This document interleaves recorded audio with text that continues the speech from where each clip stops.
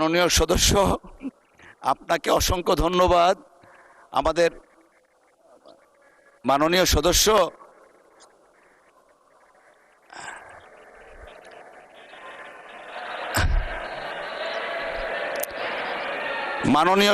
আপনি দয়া করে বসুন।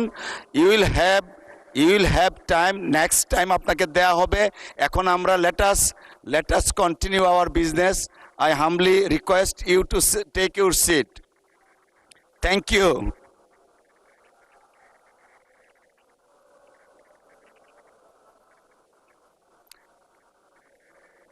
উনি তো স্বতন্ত্র।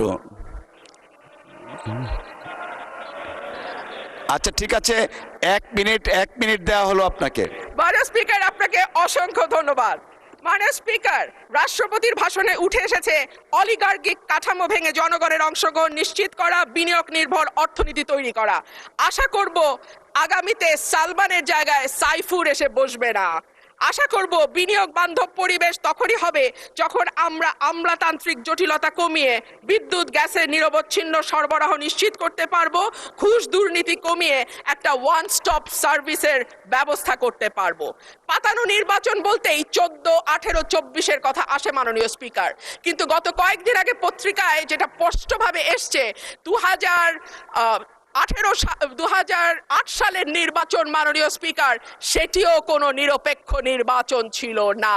2008 সালের নির্বাচনেও একরকম পাতানো খেলা এবং ভেতরের নানান নকশার মাধ্যমে এক দলকে একেবারে ব্রুট মেজরিটি দিয়ে সংসদে আনা।